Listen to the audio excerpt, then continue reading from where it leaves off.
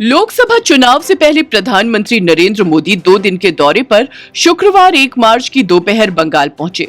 कोलकाता के राजभवन में प्रधानमंत्री नरेंद्र मोदी ने पश्चिम बंगाल की मुख्यमंत्री ममता बनर्जी से मुलाकात की। मोदी से मुलाकात के बाद ममता बनर्जी ने यह स्पष्ट कर दिया कि ये प्रोटोकॉल के तहत शिष्टाचार मुलाकात थी। मैंने किसी भी राजनीतिक चीजों पर चर्चा नहीं की क्योंकि ये बिल्कुल भी राजनीतिक मुलाकात नहीं है। हुगली के आराम बाग में पीएम मोदी ने बंगाल की जनता को संबोधित किया, तो वहीं संदेश खाली में महिलाओं के साथ हुए अत्याचार पर मोदी ने सीएम ममता बनर्जी को आड़े हाथों लिया। पीएम ने कहा कि मुख्यमंत्री ममता बनर्जी मुझे दुश्मन नंबर 1 मानती हैं।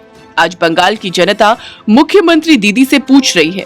उनके लिए कुछ लोगों का वोट आपके लिए संदेश खाली की पीड़ित महिलाओं से भी ज्यादा हो गया। आपको शर्म आनी चाहिए। उन्होंने कहा कि हमारे नेताओं ने लाठियां खाई, मुसीबत झेली, तब कहीं जाकर बंगाल पुलिस को आपकी ताकत के सामने झुककर उस आरोपी शेख शाहजहां को गिरफ्तार करना पड़ा। ये करीब 2 महीने फरार रहा। कोई तो होगा जो उसे बचा रहा होगा। क्या ऐसी टीएमसी को माफ करेंगे? यहाँ माओ बहनों के साथ जो हुआ है उसका बदला लेंगे। हर चोट का जवाब वोट से देना है। मुख्यमंत्री दीदी ने, बंगाल सरकार ने टीएमसी के नेता को बचाने के लिए जो भी कर सकते थे पूरी शक्ति लगा दी। बीजेपी के दबाव में इन सारे नेताओं ने रात दिन लड़ाई लड़ी, माताओं बहनों के सम्मान के लिए लड़ाई लड़ी, लाठियां खाई, मुसीबतें झेली। बीजेपी के दबाव में आखिरकार कल बंगाल पुलिस ने आपकी ताकत के सामने झुक करके उस आरोपी को गिरफ्तार करना पड़ा। टीएमसी के राज में टीएमसी का ये अपराधी नेता करीब करीब 2 महीने तक फरार रहा। कोई तो होगा ना जो उनको बचाता होगा। क्या ऐसी टीएमसी को माफ करेंगे? ऐसी टीएमसी को माफ करेंगे? क्या माताओं बहनों के साथ जो हुआ है उसका बदला लेंगे कि नहीं लेंगे? लेंगे कि नहीं लेंगे? हर चोट का जवाब वोट से देना है।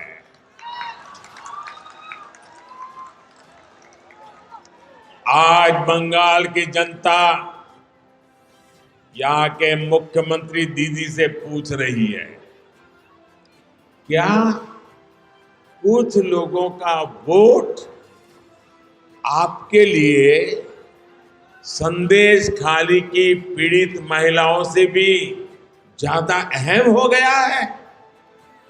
दरअसल पश्चिम बंगाल के नॉर्थ 24 परगना जिले के संदेश खाली में महिलाओं ने तृणमूल कांग्रेस के नेता शेख शाहजहां और उसके सहयोगियों पर यौन उत्पीड़न के आरोप लगाए हैं। लोगों का दावा है कि शाहजहां ने जबरन लोगों की जमीन पर कब्जा भी कर रखा है। इसके चलते वहां विरोध प्रदर्शन हो रहे हैं। हाईकोर्ट के फटकार पर पुलिस ने 29 फरवरी को 55 दिन बाद मुख्य आरोपी शेख शाहजहां को अरेस्ट किया था। पीएम मोदी ने पश्चिम बंगाल में अपने 2 दिवसीय दौरे में पहले दिन अपने भाषण में 3 महत्वपूर्ण बातें कही। पीएम मोदी ने बंगाल की सीएम ममता बनर्जी पर तीखा हमला बोलते हुए कहा कि यहाँ के मुख्यमंत्री भ्रष्टाचारियों को बचाने के लिए धरने पर बैठ जाती हैं। यहाँ की सरकार चाहती है कि केंद्र की योजनाओं में भी उन्हें खुली लूट करने का मौका मिले। मोदी इनकी मनमानी चलने नहीं दे रहा, इसलिए वो मोदी को दुश्मन नंबर 1 मानती हैं। मैं आपसे पूछता हूँ, क्या मैं टीएमसी की लूट चलने दूं? टीएमसी जो कर रही है क्या मैं करने दूं? ये पैसा आपका है कि नहीं? ये बंगाल के लोगों आपकी मेहनत का पैसा है कि नहीं? ये औरों को लूटने दूं क्या? अगर मैं लड़ाई लड़ता हूं तो सही करता हूं। यहाँ की सरकार केंद्रीय जांच एजेंसियों को भी जांच करने से रोकने के लिए हर हथकंडा अपना रही है।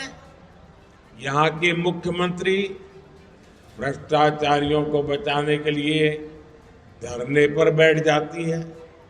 टीएमसी चाहती है कि केंद्र की योजनाओं भी उनको खुली लूट करने का मौका मिले। अब मोदी इनकी मनमानी चलने नहीं दे रहा, इसलिए मोदी को टीएमसी अपना दुश्मन नंबर 1 मानती है। अब आप मुझे बता दीजिए, मैं जरा आपको पूछता हूं, क्या ये टीएमसी की लूट मैं चलने दूं क्या? ये टीएमसी जो करती हूं मैं करने दूं क्या? ये पैसा आपका है कि नहीं है?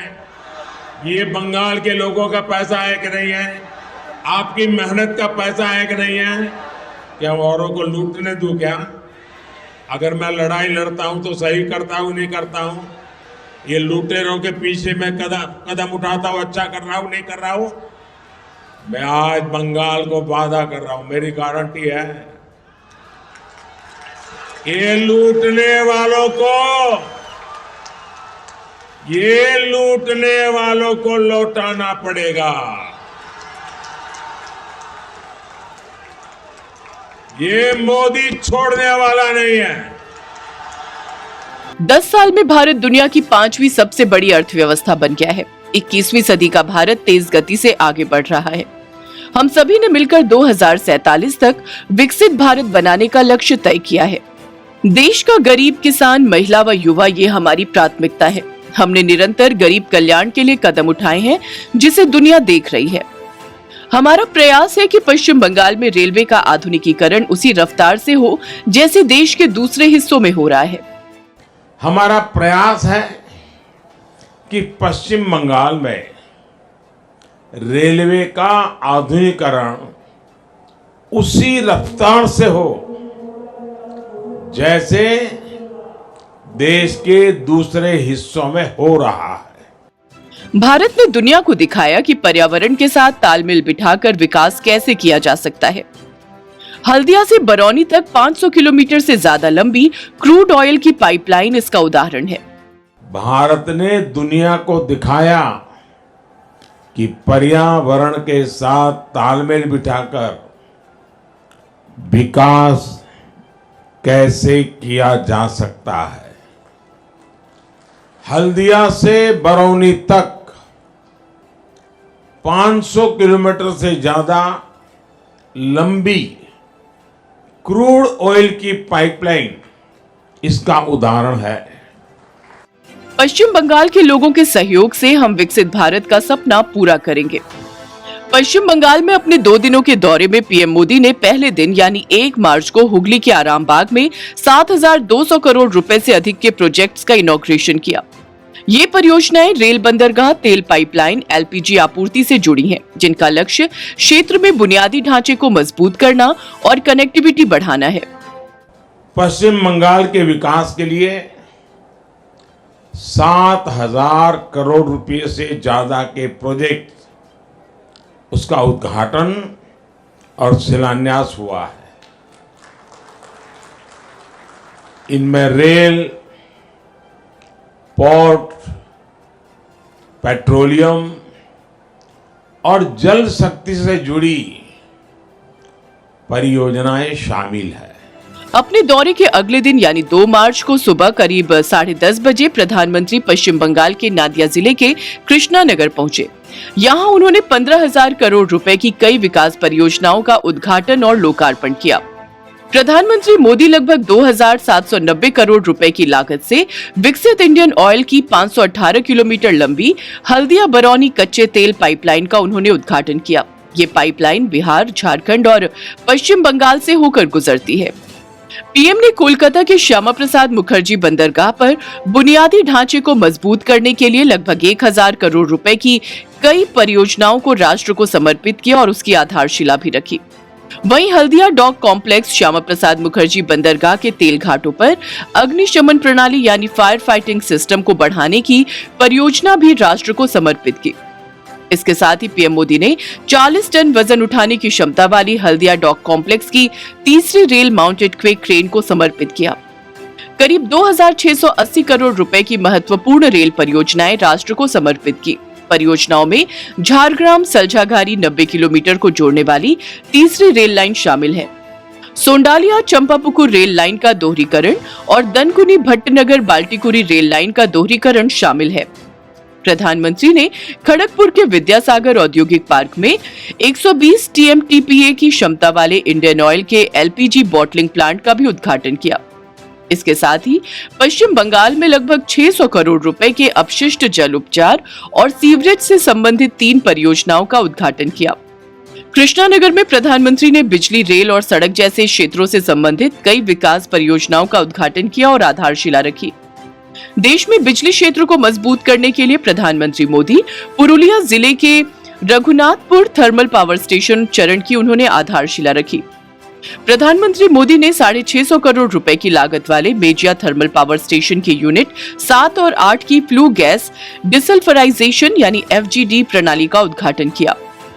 प्रधानमंत्री ने NH-12 के फरक्का रायगंज खंड की 4 लेन सड़क परियोजना का भी उद्घाटन किया।